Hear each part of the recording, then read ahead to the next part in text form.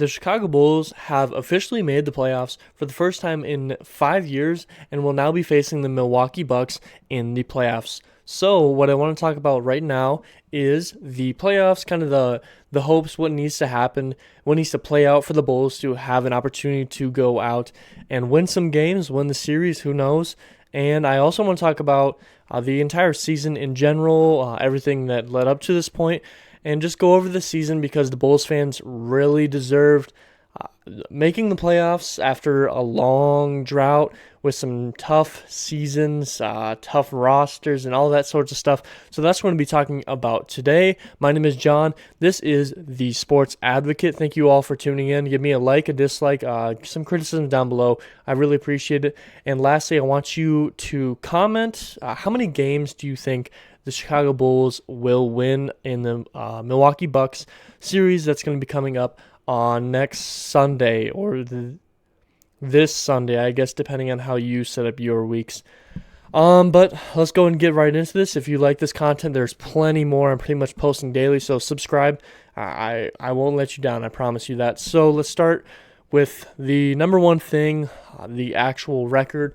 The Chicago Bulls were 46-36, above 500 for the first time in a long while, and made the playoffs for the first time in a long while. They are now the 6th seed in the East, and their overall standing, they're 12th in the entire NBA.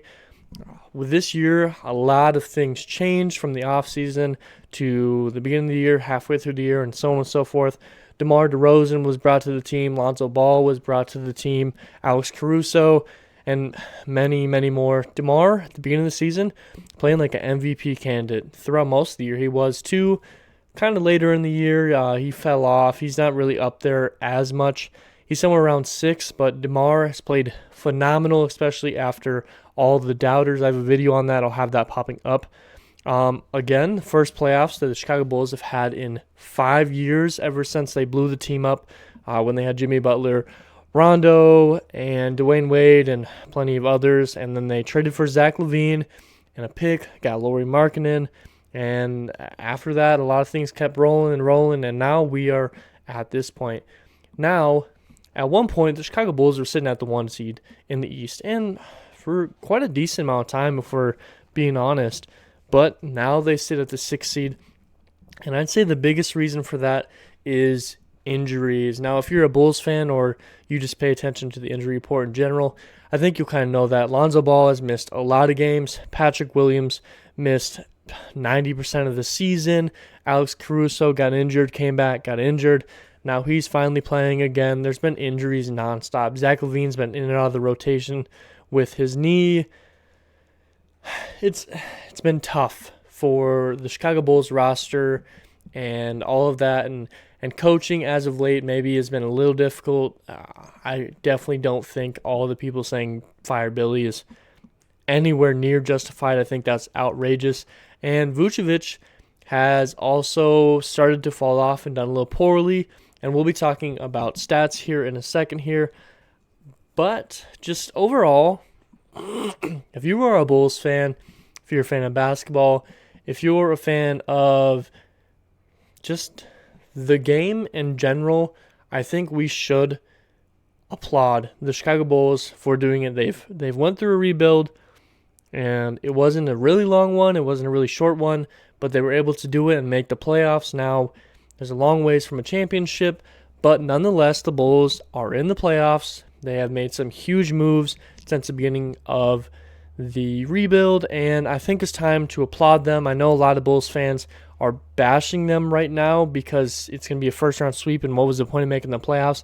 And I think that's just dumb. I mean, this is the first time in a long time the Bulls have had a winning record, and they'll be in the playoffs. This is something we should all be happy about, be excited about, and just the community should be full of joy, at least for this week. And then when Sunday comes around, then if everyone wants to complain that they're doing bad in the playoffs, we can do that then. But for this week, I think Bulls fans should celebrate Billy Donovan, who is 77-77 through his first 2 years. And it's time to be happy for what the Bulls have done, because it was a long time coming with some of those 22-win seasons and some of those terrible starting lineups that you'd watch when the game started, and I'm happy to be here. But nonetheless, let's go ahead and get into the stats. I'm going to be talking about the team stats first because this is clearly a team sport. Doesn't matter how good one player is doing if the rest of the team is not doing well. Sorry about this whole thing. I kind of forgot to, here, I can just do this. Perfect. Now you don't have to see stuff flashing over here. Let's start with the stats for the team. Like I said at the top of the show, they were 6th in the East. They were 12th overall. The team did very good. They were at the 1 seed for a while. They ended up falling off with a couple bad months towards the end. Now I want to talk about overall team stats. If you look on NBA.com, you just type in team stats, you can see positions for each individual statistic, and that's exactly what I'm going to be talking about. Chicago Bulls are 13th in points per game, 3rd in field goal percentage, and 4th in three-point percentage. And they're a very good percentage team shooting-wise, and that's a big part of DeMar DeRozan, who is pretty much always shooting above 50%. I mean, he just broke the streak for 8 games in a row, 35-plus, above 50% shooting, an all-time record. He just broke that this year. And the team overall does a very good job shooting, even three-point shooting. As of late, not so much, but three-point shooting they've done very well throughout the season. But the thing is, they have a very good three-point shooting percentage, but they don't shoot a lot. They're 29th in three-pointers made. Now, if you have such a high three-point percentage and you're way low on made ones, then you're way low on total shot ones. So, yeah, that's not great. You'd think if you were shooting so well at the three-point percentage that you try to get more shots, but I think the biggest factor in that being is that Lonzo Ball got injured. He was arguably the best three-point shooter if you shot a bunch of three-pointers. He actually wasn't the highest three-point percentage shooter on the team. We'll talk about that in a second when we get to player stats. But Lonzo Ball's injury took a lot of three-point shots off. I think he was averaging about 7 three-point shots per game. And when you take that off any team, your three-pointers made are going to drop because you're going to be shooting less, and so on and so forth. And really the rest of the team's not huge three-point shooters. Zach LaVine is. He's been in the three-point contest, but DeMar DeRozan really isn't. Vucevic is, but you try to keep him in the block as much as you can. Ayo is, but he's not aiming for three-point shots. Kobe White, pretty consistent, pretty inconsistent. It's hit or miss with him. He's consistently inconsistent. That's what I meant to say. He's very a streaky shooter, and the rest of the team really isn't primarily three-point shooters. Caruso is not a primary three-point shooter. Neither is Javonte Green or Troy Brown or anyone really on this team is not a primary three-point shooter other than Zoe and Zach. And if Zoe's gone, it's going to limit a lot of shots. Next up, they're 28th in rebounds, whether it has something to do with Vucevic or not having a backup center for most of the time. Now that they have Tristan Thompson, that's a different thing. And they have Tony Bradley. But the rebounding has been a struggle throughout most of the year. I mean, 28th is piss poor, if we're being honest. But it definitely needs to improve once playoff come around. And 28th is something that you never, ever want to be that low in any statistical category, especially something in rebounds where that will lead to second chance opportunities for the other team and less opportunities for your team. Next up, they're 19th in assists. Even with the Bulls being 13th in points per game, oftentimes it's the one-on-ones that are giving the points, whether that's DeMar DeRozan or Zach LaVine. And another thing, most of the time when it's passed down to Vucevic down in the post, he ends up dribbling. I think there's a limit on dribbles and time for it to actually count as an assist. And most of the time when it's passed down to Vuce, he has that ball for a while trying to find his shot, which limits the amount of assists when it is passed down to him. And that's kind of why they're so low. I don't think assists overall is really a huge factor. I mean, Celtics are not very good at assists either, and they're number 2 in the East. So that's not such a big worry as long as you're able to score when given the opportunity to.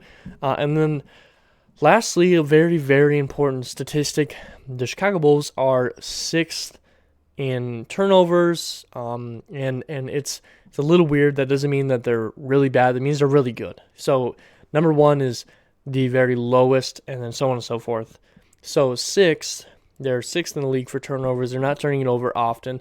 Again, this past month has been kind of a different story, but overall on the season, they're doing very well at not turning the ball over, and they have pretty good passers. I mean, Zoe, when healthy, Io DeSumu's been pretty well. Alex Caruso's been well. DeMar DeRozan's pretty consistent, especially after his improvement with the Spurs. Zach LaVine, I don't know. I wouldn't say he's the worst on the team because he has the ball in his hands a lot, so that you're going to have more turnovers. But he's still pretty good at passing the ball and his ability to pass. But you're going to have turnovers in games no matter what. But being sixth in the league is a very, very good stat. Next up, I want to talk about stats. I'm sorry if I'm really buzzing through this. I thought about making it two separate videos from the regular season kind of wrap up and then the playoffs for the first round. But I kind of thought this might work together a little bit better and flow into it since everyone's high coming off the regular season and then everyone is directly into it. So I thought it might flow a little bit better. And I may end up with another video on the Bucks versus Bulls series before it occurs, especially during it. But I just kind of thought it'd blend well together because a lot of these stats are going to flip directly into it. So stat leaders, we're going to go by most of the major stats. Points, DeMar, 27.9. Stat leaders for the team. So, yeah, that makes sense. Rebounds, Vucevic has 11, which, again, is not super high, and no one's really even close to him. I think everyone that has enough, like, a decent amount of games with the team, like 40 and up or so, I think the next closest has, like, 6 rebounds. So, Vuce doesn't have a lot of help rebound-wise on the team. Assist, Lonzo Ball has 5.1.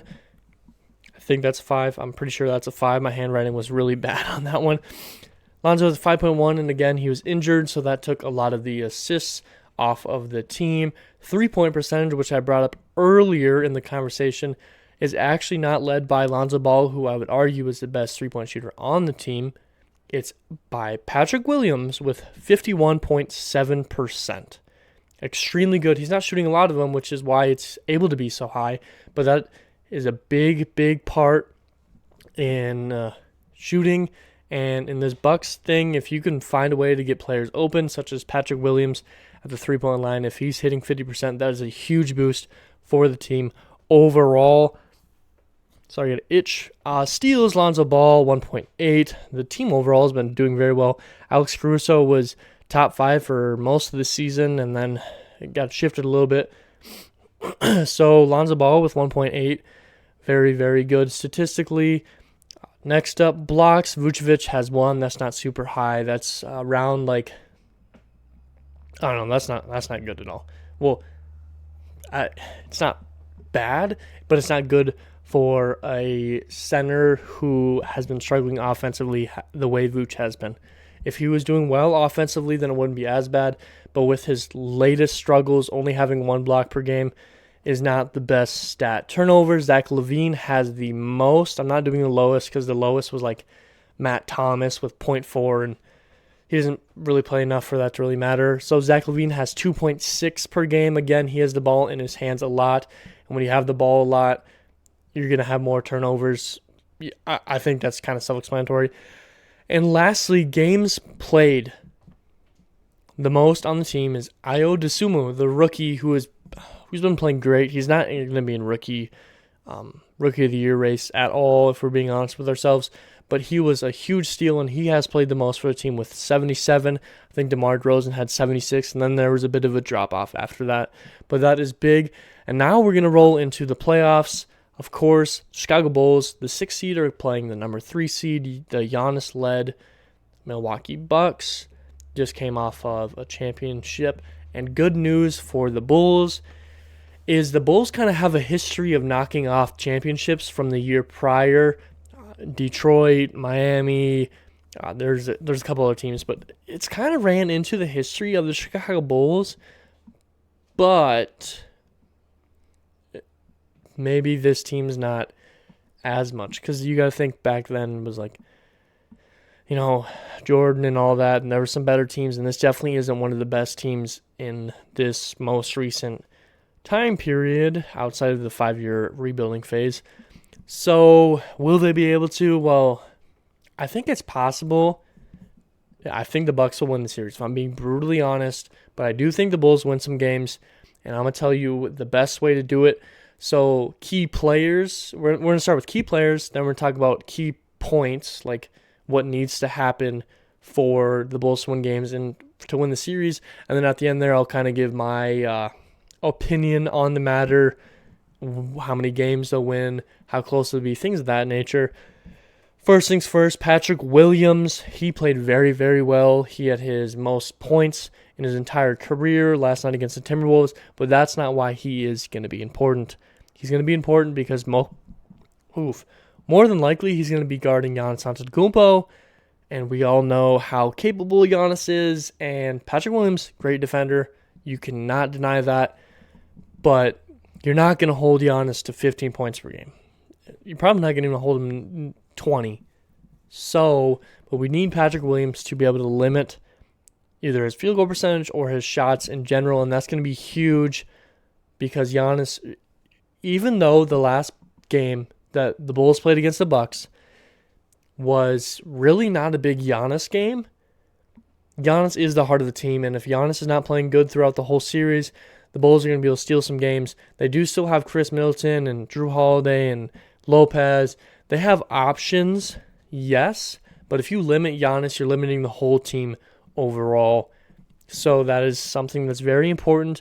Next up, we have Ayo Dosunmu. He's going to be guarding Drew Holiday is what I would assume if he is starting, because, again, we don't really know who's going to start with Alex Caruso or Ayo Dosunmu, but let's say Alex Caruso and Ayo Dosunmu are the keys for this exact reason. They're both going to end up guarding Drew Holiday, I presume. I don't think they're big enough to go guard Chris Middleton, but I may be wrong on that matter. I think, if anything, Caruso might be able to shift down and guard Chris Middleton, need be.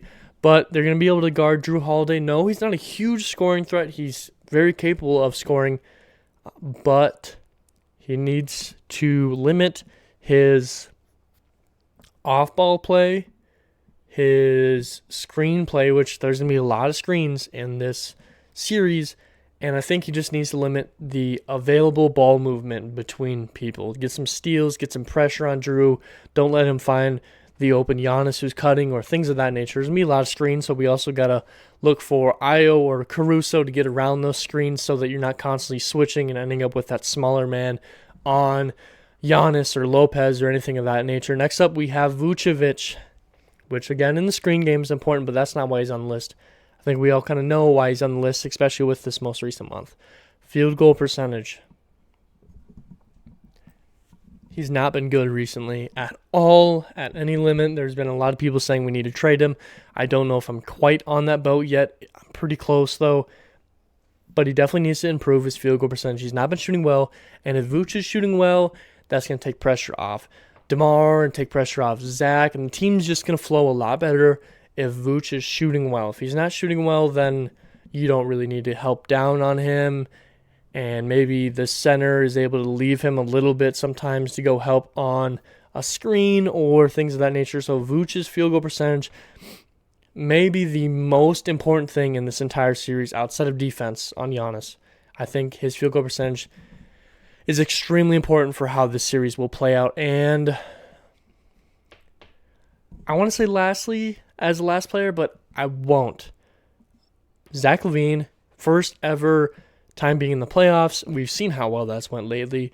Trae Young, Donovan Mitchell, Jamal Murray, every single one of those people that I've listed, and many more, their first time in the playoffs, they've all went bananas. And that's what I expect, and I'm hoping for Zach LaVine. As long as he's healthy, I expect many huge games from Zach, very consistent games from Zach, and I'm happy to see it because he definitely deserves it with all of the hard work he's put in and the fact that he's played so many years and he still hasn't been into the playoffs.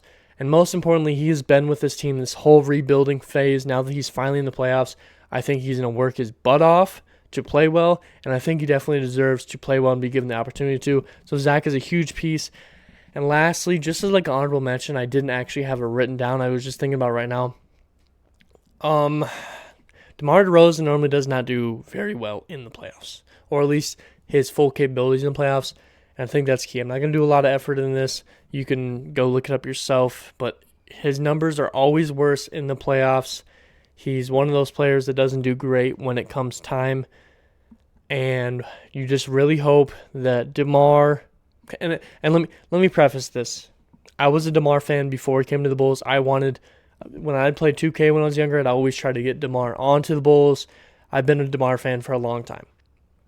He did very well with the Raptors. They made the Eastern Conference Finals and all that stuff.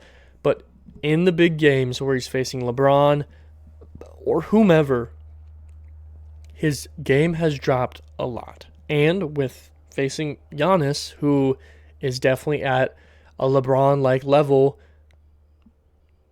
he needs to step up and he needs to play at his full potential instead of kind of not hiding, but lowering his play level. And that is a key I didn't have written down, but I think is very important to bring up.